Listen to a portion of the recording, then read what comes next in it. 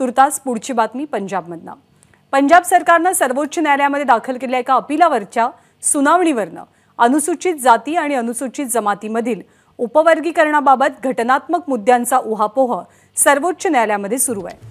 ज्यांनी आधी आरक्षणाचा लाभ घेतला त्यांच्या पाल्यांनी आरक्षणाचा लाभ का घ्यावा असा प्रश्न सुद्धा काल या सुनावणीच्या दरम्यान न्यायमूर्तींनी उपस्थित केला। सर्वोच्च न्यायालयाच्या 7 न्यायमूर्तींच्या घटनापीठासमोर ही सुनावणी आजही सुरू राहील।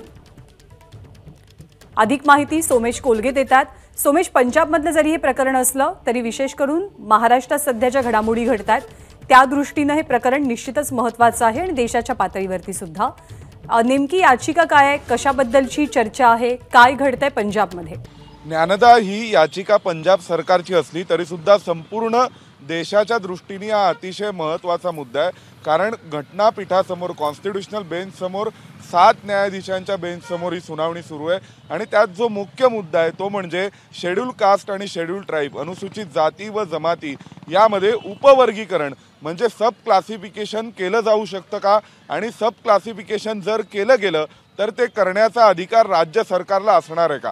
आता IAS IPSच्या मुलांनी आरक्षण घ्यावं का किंवा असे अनेक प्रश्न उपस्थित केले, पण त्या सगळ्याचा उद्देश म्हणजे सर्वोच्च न्यायालयाचे ते काही आदेश नाही आहेत। सर्वोच्च न्यायालय अशा प्रकारचे अकॅडमिक प्रश्न उपस्थित करून त्या विषयाच्या सगळ्या बाजू समजून घेण्याचा प्रयत्न करतं।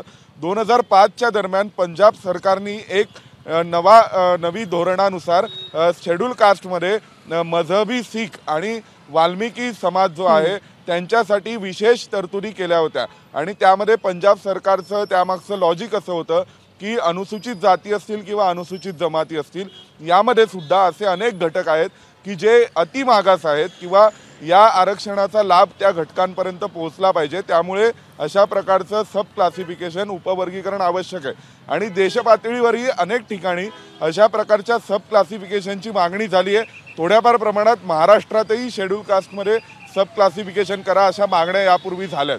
त्या पार्श्वभूमीवर पंजाब सरकारने जो आदेश दिला होता तो सर्वोच्च न्यायालयाच्याच एका 5 न्यायमूर्तींच्या बेंचनी आदेश यापूर्वी जो आंध्र प्रदेशच्या प्रकरणात दिला होता की राज्य सरकारला अशा प्रकारे उपवर्गीकरण करण्याचा अधिकार नाही आणि त्या आधारे पंजाब आणि हरियाणा हायकोर्टाने पंजाब सरकारचा हा जो ही जी पॉलिसी होती उपवर्गीकरण करण्याची सब क्लासिफिकेशनची ती पॉलिसी अवैध ठरवली होती। मग त्या विरोधात पंजाब सरकार पुन्हा सुप्रीम कोर्टामध्ये आलं आणि सुप्रीम कोर्टाने साधारणतः 1.5-2 वर्षांपूर्वी 5 न्यायमूर्तींच्या बेंचनी असं म्हटलं की हे प्रकरण पुन्हा एकदा तपासण्याची गरज आहे आणि यावर भरपूर सर्व घटनात्मक दृष्टींनी यावरती खल झाला पाहिजे आणि म्हणून मग 7 न्यायाधीशांच्या घटनापीठासमोर याची सुनावणी व्हावी असे आदेश सर्वोच्च न्यायालयाने दिले। त्यानुसार आता 7 न्यायमूर्तींच्या घटनापीठाकडे याविषयीची सुनावणी सुरू आहे। रोज त्याबद्दल हिअरिंग कालपासून सुरू झाली आहे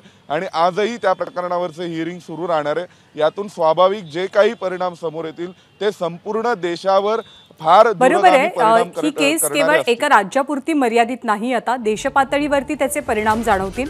त्यामुळे सुनावणीकडे आपलं लक्ष असेल। तुर्तास धन्यवाद सोमेश माहितीबद्दल। ABP माझा, उघडा डोळे बघा नीट।